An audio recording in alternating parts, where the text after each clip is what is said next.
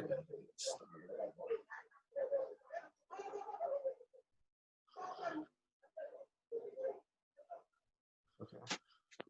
Is it recording?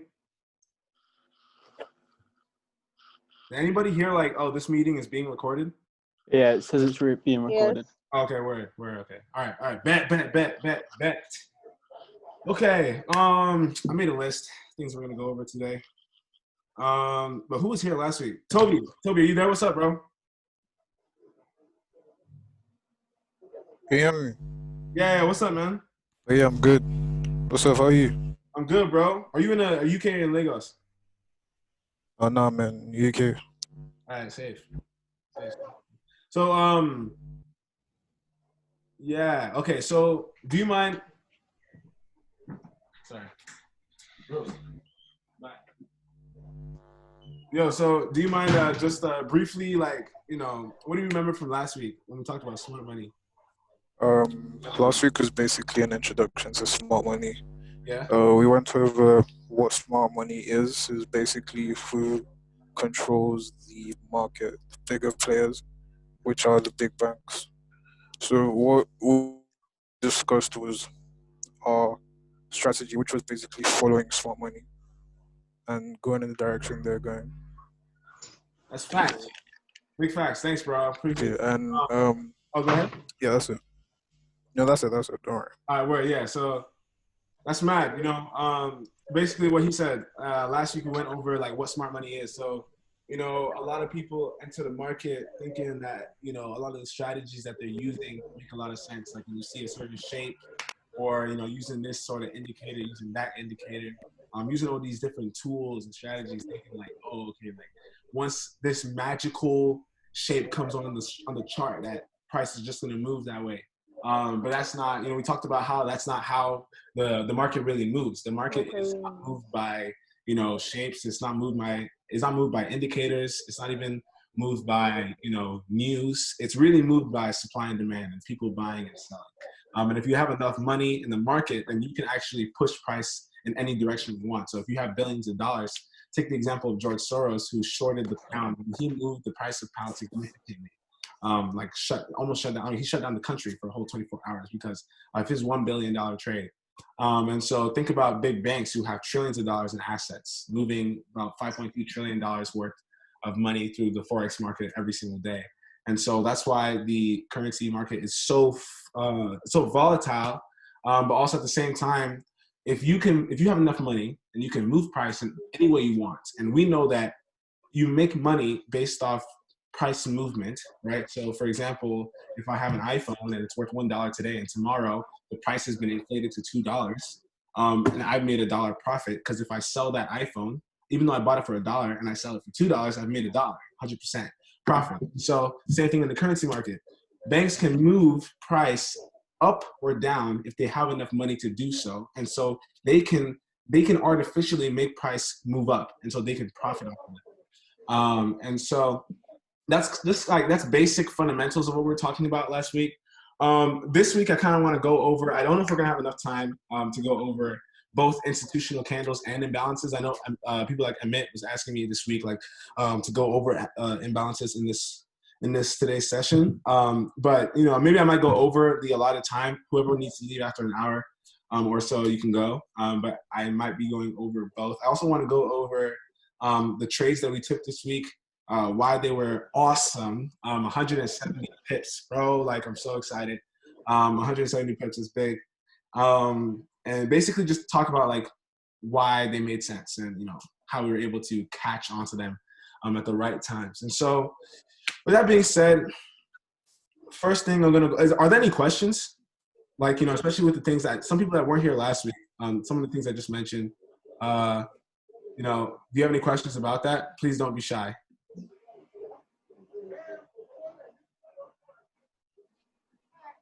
Any preguntas? Okay, all right. Before we start, I just want the people who weren't here last week kind of just, intro themselves and say something about them that, you probably don't know already. All right, we'll start with Dale. You weren't here last week. Can you just, say your name and tell us where you're from, something about you as well? My name's Dea. I school in the UK from Nigeria. I haven't made any trades yet. I'm still learning. So, yeah. Hi. Sup? All right, that's dope. Actually, just I got Dale onto iMarkets Live. I'll be going over that today as well. Yeah, she's actually one of my official students. She's learning smart money from scratch on the platform. So I'm really excited for her. What we'll be getting done in the next week or 2, 3, 4, and so on and so forth. I guess we'll go on ahead to Tari was here last week. Amit, what's up, bro? Your name, where you're from, and something about you. Yo, so I'm Amit. I'm from Lagos. I went to school at Chike a couple of years ago. Yes, sir. I'm now at university in the UK, and I'm here because I blew up my demo account a few weeks ago. I had like 100K. It's now like $500. So I'm here to learn. That's crazy. So that's why I'm here. I'm here to learn smart money. All right, that's lit, bro. What a backstory. Oh my God. At blow. It's crazy. All right. How about your friend Benjamin? Benjamin, what's up, bro? Yeah, man. So I'm from the UK. I go to uni with Amit. I've been doing I've just started getting into Forex in the past month or so. And I've just started, probably the only thing I could say is I've just started reading a book by like a trader called John Murphy, The Technical Analysis of Financial Markets, which is basically like the breakdown of like all that's going on and like the supply and demand. So I'm just here to learn a bit more and stuff and see your sort of advice and opinions and stuff like that, to be honest. Word. I like that, bro. Reading books. It's dope. Okay. TJ, were you here last week?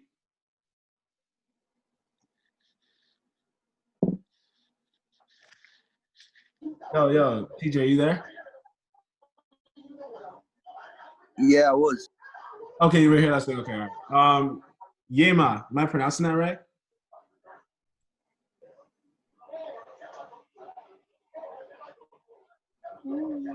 Hello.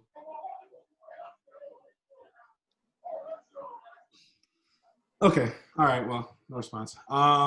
Let's go ahead and move on. Now that we all know each other, that's dope. Hopefully, you guys won't be afraid to ask me any questions or stop me at any point in time. You know, I tend to move fast, and this is really, really life-changing and important.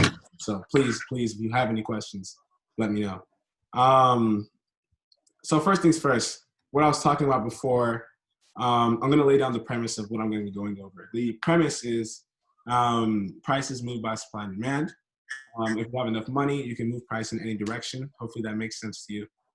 If you have enough money, you can buy enough of something to move it upwards, move the price upwards. So you increase the demand by buying so much of it, or you can decrease the price of something by selling off something. So if you have 100 bags of tea and the price of the bags of tea was $2 and you all of a sudden sell all of the 100, in order to do that, you actually have to decrease the price of your tea bags so that people will want to buy it at a cheaper price and you'll be able to sell off all tea bags. And so that's how price works. Price is moved by supply and demand, not by anything else, not by W's, not by triangles or lines and stuff like that. That's not how prices move. However, I also did go over last week that, you know, if you type into Google Forex patterns and strategies, right? Forex patterns and strategies. You see all this free information about all these magical shapes. When you look at this W right here, like I said before, a triple bottom, triangle, or we call it wedge, really. These are more flags, pendants, things like that. You know, all these different shapes, right? But if you think about it, two things. One, I said before, price is not moved by anything else but supply and demand. And so none of these things actually make any sense, right? This is all a figment of our imagination. The second thing you should think about is, and actually number one, if you've used these strategies before, you know, if you were a profitable trader and you use these strategies, then kudos to you. You're probably like the 0.05% of every single person I know that has used these kind of and the second thing you need to be aware of is the fact that all this information is free, right? This is on the internet for free. Smart money isn't really, it's not in the vast amount. You can't really find a detailed analysis of smart money. Some people teach it. And you know, you think about it, you ask yourself like, why? Why is this stuff free? And then you can kind of equate that with what I mentioned before about the incentive for banks to manipulate the market. Because if they have enough money to push price in any way they want to, then they have the incentive to manipulate the price data so that they can make money off of it. And so another thing I went over last week was that why do they do that? Not only to make money, but they actually are obligated. They actually have to manipulate price in the market or else they can't make money. And think about it this way. I have currently a $25,000 account. Another one of my accounts is like $2,500. My friend has maybe a $100,000 account. I have another friend who only has $500 in his account. I have another friend who has only $100 in the account. And think about all those different, that's what we call the Forex speculators in the market. We're just speculators. We're just people looking to enter a quick trade and make some bucks, right? Now, think about, you know, how there are billions of us, or no, not billions, millions of us who are trading Forex and who have all these different small accounts. But then there's one big bank like JP Morgan, one big bank like Bank of America that has about $1 trillion worth of assets, right? And so, you know, Forex is a zero-sum market just like anything else in the world, right? If I want to buy something, somebody's got to sell it to me. And so if JP Morgan wants to buy $1 billion or $2 billion or $3 billion worth of one currency, they're going to need, you know, maybe 100,000 of my accounts, right, to be able to purchase $1 billion worth. So they need 100,000 of me. So in other words, they need 100,000 of all of us to come together and all sell at once to fulfill their big $1 billion order. Because all of us only have $25,000, $1,000, $500 in our accounts. And so they need every one of us to think in a particular way at a particular time so that they can buy and sell when they want to without hassle of saying, oh, they don't have enough liquidity. They don't have enough people who want to be on the other end and sell or buy when they need them to, right? If that makes sense. Are there any questions about that? Any comments, really? Oh, like, oh, that makes sense. Like, right? Just feel free to stop me at any time. All good. Oh, we're good? Dope. Thanks, Benjamin. Appreciate that. Makes sense. All right, word. And so if that makes sense to you, now keep that in your back pocket, right? One of the strategies, and this is probably the main one I'm going to teach today. Hopefully we can get to imbalances. If not, we'll get to imbalances next week. But this is one of the major things I learned first. One of the biggest, most prominent, and if this is the only thing you learn from me in the next couple of webinars, that you'll probably still be making money. One of the best retail strategies out there that are ripe for manipulation is the idea of equal highs, right? And so look at this. Look at right here. I'm going to go ahead and turn this back on, right? I drew a purple. So this is a trade that we took on Friday, actually. This hit Friday morning. Yeah, hit around. Well, actually, was this Thursday night or Friday morning? It's supposed to be Thursday night, going into Friday morning. Yeah, this was Thursday night around 6 p.m., 7 p.m. my time. And so I think only my personal people were able to take this trade. It didn't go out to the public chat. I'll go over to the one that I'll go over the one that went in the public chat soon. But the idea of equal highs or equal lows, right? So I drew a purple box here. Let's remove this purple box for a little bit. Let's just push it over here, right? 1, 2, 3, 4, 5, right? Now in Forex, this is what we would call, you know, a resistance line, right? I've stopped using retail, so I completely forgot the names, but yeah, this is what we call a resistance line, right? When price came up here, it tapped this whole like line area, this magical line, right? Magical, mythical line, tapped it, bounced down, tapped it again, bounced down, tapped it again, bounced down, tapped it again, bounced down. So what people are thinking is like, oh, when price comes into this area, this is a great time to short, right? This is a great time to expect price to fall back down, right? So in other words, okay, I wouldn't be buying right now, right? If price came up in this area, and bounce down, then I'll know that price is probably going to keep falling. All right, you can see that happening here. However, you see price break through. And in retail strategies, when you see price break through a bunch of support lines, or a support line like that, or an equal high, a bunch of equal highs, 1, 2, 3, 4, 5, these are all equal highs together, these wicks of these candles, right? Then people think in their head, okay, there's enough volume, there's enough momentum for price to keep going up, which it did happen for a while, right? And so when people think that, remember, I said supply and demand, people are coming to buy even more because they're like, we're breaking past this previous level of support, so it's probably going to keep going up, right? And so you see price go up. What should happen if people think that price is going up and they're entering buy positions, right? Can anybody answer that question? Any volunteers? I'll pick you guys now. Ricky, can you repeat the question? The question is, if price breaks through this support line and you see it going up and people are buying more and more, what do you think should keep happening? Keeps going up. Right? Yeah. Okay. Yeah, exactly. It should keep going up, right? That's supply and demand. So people are demanding more of it, and so price should keep going up. So tell me, like, why in the world did price fall down this hard? Randomly, like, just randomly fall down this hard. This is not me. This is not you. $500 accounts, $25,000 accounts cannot do this, right? This is billions, maybe trillions of dollars worth of price falling, right? This is a crazy fall. And this happened in less than a day, right? And so we think in our head, like, if price was going up, why was this? Where did this automatic reversal come from? Even if this was supposed to be a legitimate reversal, you would see price hover around here a little bit. The reason why you would see price hover around here a little bit, right? You should see it hover around here and then fall.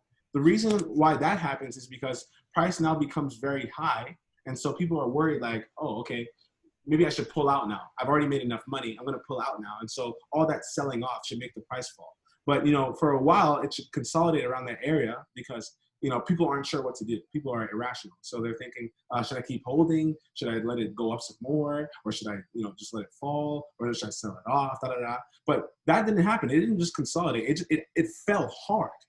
It dipped really hard, and so that doesn't make any sense in the market.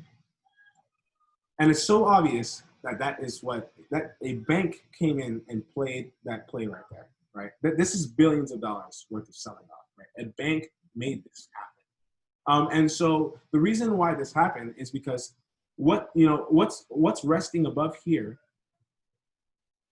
is money, pockets of money. What does that mean, right? Above these highs, a lot of people are ready to buy, right? In finance, what we call liquidity is when I want to buy something, somebody's going to sell it to me. That it's very easy for me to buy something because there's so many people who are going to sell to me, right? Or liquidity is also in the finance market. If I want to sell something, it's very easy for me to do it because there are just so many buyers in the market, right? So think about it. When price broke past these equal highs, a lot of buyers came in the market, AKA liquidity. And so what could banks do? Sell. Banks had the opportunity to sell because there were so many buyers in the market. Banks were able to sell off billions of dollars worth of money because there were billions of buyers, right? Billions of dollars worth of buyers, right? Me, my friends, all came up together to become a billion because we all figured that, oh, if price broke through this magical line, that it's just going to keep going up, right? And so that speaks to the fact why all this information is free, because they want a lot of people to think a certain way so that when things like this happens, they get everybody ready to buy and so that they could sell off. And so you think, okay, so if this is a great time to sell off, then why don't I just, how do I know when to do this? Do I sell here? When do I get into the market to make money, right? You're actually supposed to wait until price comes back up to that zone, right? So this whole bullish move right here, this very large bullish move, right? I would highlight this area and drag it over here and say, after price falls, price needs to come back up into this purple box, and then I'll be looking to sell. I'll keep my stop loss, somewhere above here, right? Above this candle, because if it keeps going past, then it's probably just going to keep going up, right? If this is a legitimate institutional candle, this is what we would call an institutional candle, right? My bad. If you put on the 4-hour chart, this long fat candle is what we call an institutional candle. What we mean by that is that an institution came in, pushed price up past these highs so that they can get a lot of people willing to buy so that they could sell off, right? This is what we call also a buy to sell. They bought so that they could sell. They pushed price up by buying so much so that they could sell to all the people who joined in the buying, right? But then price falls down a little bit. It has to come back up to this candle. Anywhere within this candle, price has to come back up. And then it can continue to fall.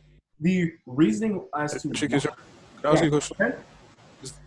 Is that what's called an order block when banks buy to sell or sell to buy?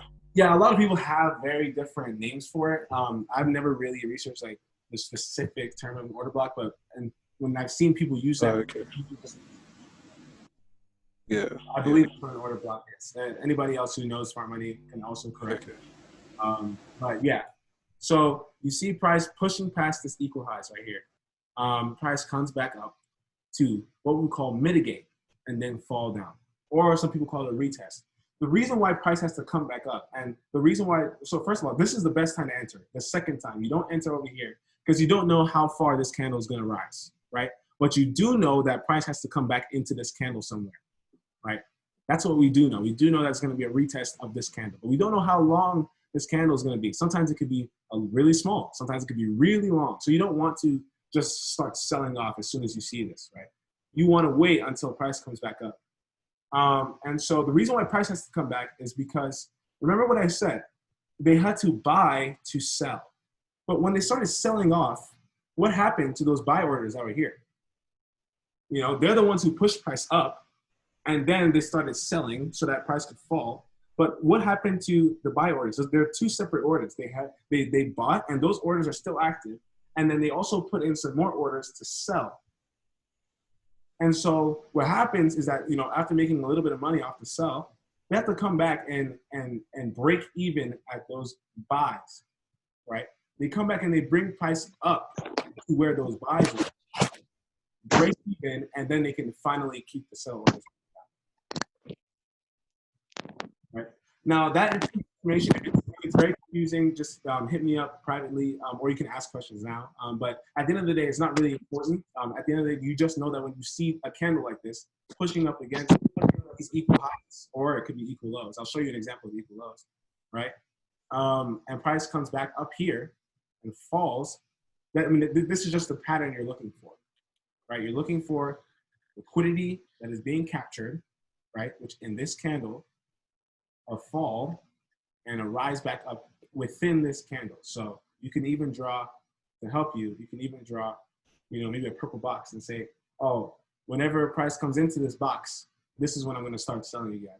And then if price rises above the purple box, then I'm going to get out of the trade. And so that's what we would call, setting a stop loss. I'm sure everybody in here knows what a stop loss is. If not, just hit me up, privately, we can help you figure out what that is. But set your stop loss above this candle because price should not go past this big candle. Just quickly, when you're looking for these institutional candles and obviously the smart money move, are you looking no more than 4-hour time frames, or are you looking hour time frames? What sort of? Yeah, what's the best way to spot them? Yeah, so they happen on every time frame, all the way from the 1 week to the 1 minute. And so what I like to do, which is actually how I probably should have taught this lesson. Thank you, Ben. I probably should have started from a higher time frame, because how I look at it is I look at the market from a higher time frame, right? And so, that brings up a good point. Look at these equal highs here. 1, 2, 3, relatively equal highs. There's a lot of money sitting above here. Hopefully you guys are seeing this pattern now already without even me talking to you. But if you're not, let me explain. 1, 2, 3, see equal highs, right? What did price do? Look at this golden zone I drew up. right? So before I actually get into it, I need to talk about why I look into the higher time frame. Higher time frames trump shorter time frames. So shorter time frames go in the direction of higher time frames, right? You should only be trading in where you think the higher time frame is going to go. That's how you make the most money, because higher time frames move a lot more. And so if you go into the shorter time frame, the move you're going to get is probably going to be a lot larger because it's in confluence with the higher time frame of the higher direction. So, you know, if you go into the 4-hour, I was only looking for opportunities to sell off this currency, because in the higher time frame, I saw these equal highs taken out by this candle, this large candle right here. Took out these equal highs, then fell. Remember what I talked about? This doesn't make any sense. Price should keep going up because there's demand above these, this is what we call demand zone. There's demand above these equal highs. People think that if price breaks above this, then this is a great time to buy, right? But it fell. It fell quite drastically. It's a ridiculous fall.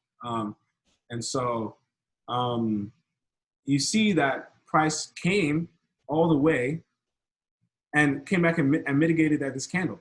You see that? Now you can ask me, how come I didn't enter here, right? It's just because it's too big. My stop loss would be like what, 500 pips. That's a ridiculous stop loss, right? So what I do is that, okay, I've seen this happening in the higher time frame. I know that price has to come back up here, mitigate this candle, then it can fall, right? And so what I do is I go down to, each lower time frame.